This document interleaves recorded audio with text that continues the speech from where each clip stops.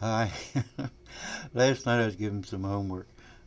We were on one of our chats, and we got in discussion about this gentleman in Nevada that was having trouble with the Bureau of Land Management over 900 head of cattle that they claimed um, this guy owed them $1 million in back fees, grazing fees. So then none of us knew quite enough about it. I knew that the Department of Land Management at one time was uh, their the management of the land was under the Department of Interior. Well, the Department of Land Management is still part of the Department of Interior, but it became an entity of its own. Uh, there used to be the Department of Interior, first of all, came into existence in 1846, and that was mainly to manage lands, give lands to the railroads and so forth and so on, and to manage Indian reservations. But what we're interested in is the Taylor Grazing Act of 1934.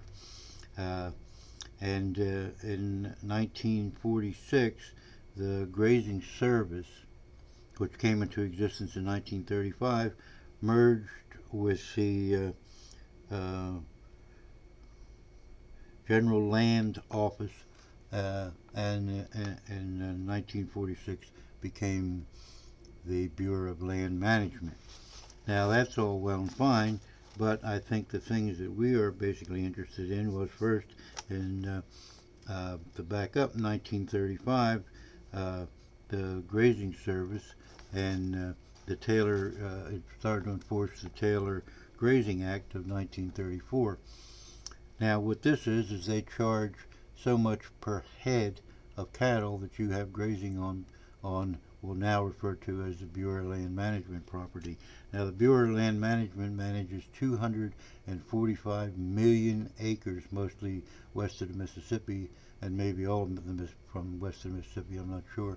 And of that, 155 million acres are available for grazing permits, and they grant permits on a 10-year basis, and you have to reapply every 10 years.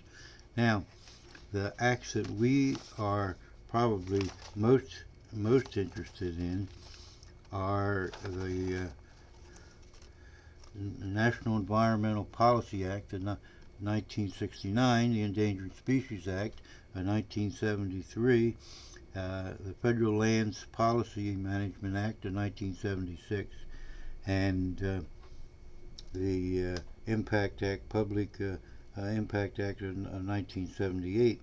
Now, there's a law passed that grazing animals when they first passed the act, they were charged. Let me see if I can find that. They were charged in 1966 $1.23 per animal, and the law reads such that now you can't charge anything less than $1.35. And last year and this year, the cost of a grazing animal was $1.35. So if we look at that as a basis for this man who has 900 animals that are grazing presently, and the government claims unless the government's charging a lot of interest, we got a big problem here, because for to owe them $1 million, if he only owed them the rate of $1.35, he would have to have had over the years 740,740 grazing animals, and it's highly unlikely that the man who has permits or had a permit and now he's not paying for it. I don't know why, and I don't know why the government hasn't enforced this prior to this. But it's highly unlikely that he owed $1 million, because at the rate of 900 animals grazing, and at $1.35, it would have taken him 823 years to run up $1 million worth of grazing fees. So something's amuck here. Either the government is charging a crazy amount of interest, or this guy is herd is greatly depleted. So I hope that helped a little. But my worry was, well, if this guy hadn't paid his fees, then indeed the government should step in, because those fees go to supplement our taxes. Uh, but I'd like to see a breakdown of how this guy ended up with $1 million if he's only been grazing 900 cattle on this farm of his. But it's an interesting case, and it was interesting to see when the Department of Bureau of Land Management was formed.